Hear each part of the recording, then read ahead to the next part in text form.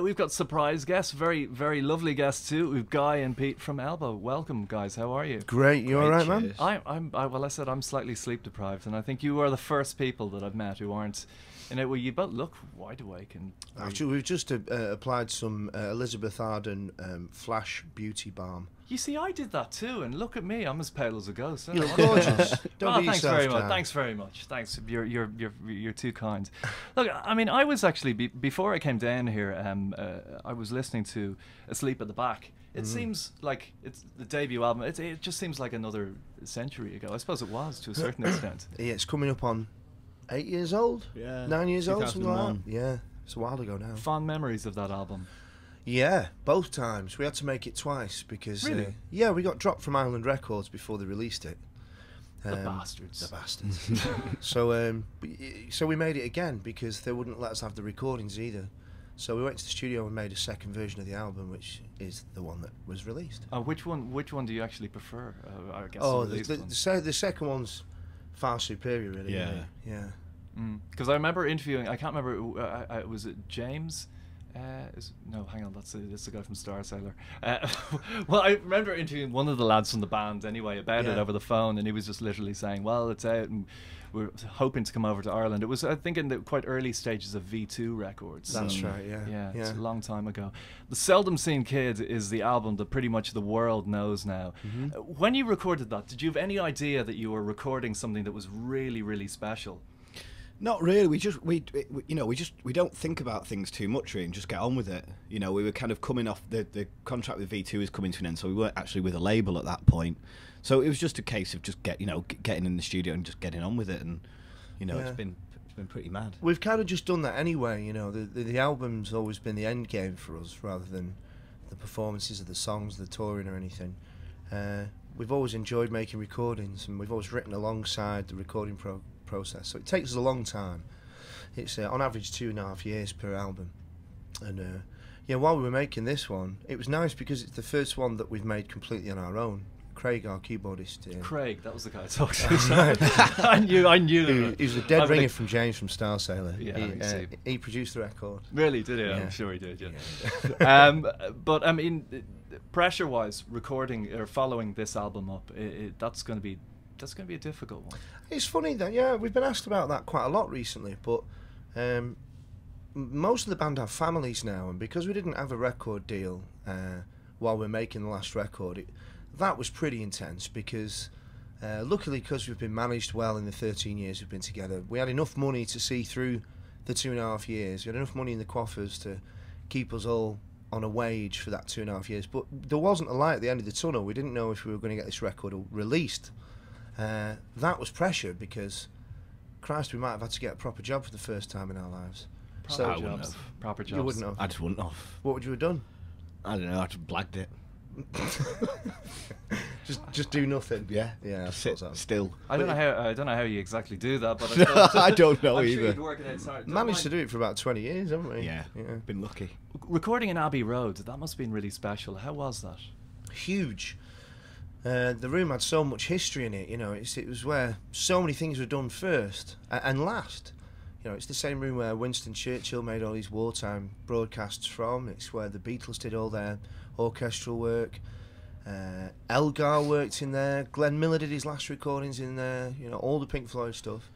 And then with the BBC Concert Orchestra in a room like that, it was humbling to say the least. I'd say it was. I don't think we've ever been so nervous. Actually, all of us were very, very nervous about getting up and doing that. But it's the best thing we've ever done. I think. It's amazing. It brought it's a horrible description, but it really did bring a new dimension to the album. Did you find that?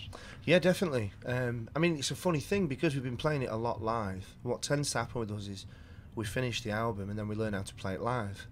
And a lot of the songs take on more energy or a different direction as we play them live, which I think is great because if people take the trouble to come and see us play live, it's nice that they're rewarded with a better version of what they already know, or a different version at least.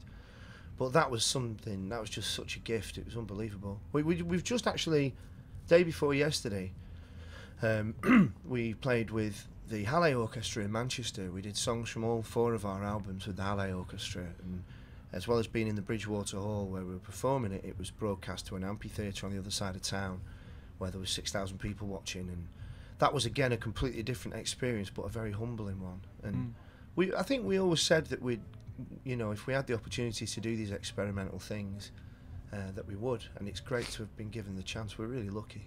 You covered a U2 song, Running to Stand Still. Why that song? It was on the War Child album recently. Yeah, it was back about 18 years ago when we, you know, first became a band. It was one of, because you're kind of finding your feet, you know, when you start off and you're learning to play your instruments and stuff, and so you cover a lot of songs, and that was in fact the first gig we ever did. We played that one. So it was an obvious, badly. So it's just a very obvious thing to do for us. Well, you play it quite well now, so you've obviously had a lot of practice. No, thank you. I mean, are you U2 fans? Yeah, sure. definitely. Yeah, who isn't? Have you seen the new tour yet? No, we're on it. We're going to support them at Wembley Stadium. Wow. Yeah, that's going to be incredible. Yeah, we're not sure how to do it in the round. Our guitarist Mark's look, Frank really Sinatra concerned. did it. You guys can do it. You know, be easy. Do we stand back to back? Is that how you do it? Does it revolve? So that's what I thought. I just assumed it rotated.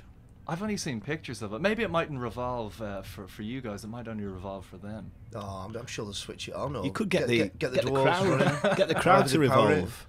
Get the crowd to revolve. 90,000 people to slowly walk around the stage. Just the lowering of Stonehenge coming. I can see it happening. So the next album, have you started working on that yet? Yes, yeah. We after the first album, we stopped writing while we toured it. And to get back into it was so difficult. It's like losing muscle memory or something. It was just such a difficult thing to get back into writing after a year gap. So ever since, we've continued writing while we've been promoting. So when we're on the road, we have a little porter studio with us, and if anybody has the inkling, in fact, it kind of sits above your head all day, doesn't it? If you don't go in the studio, you feel guilty. So yeah, we've got about, I'd say, 35, 40 ideas, musical ideas and lyrical ideas to start us off when we get back in the bunker. We're looking at really 2010 or worst case scenario 2011. I reckon 2011. 2010. Do you think so? What are we on now? Oh, it's 2009. 2009. Oh, 2011, definitely. That's an awful long time.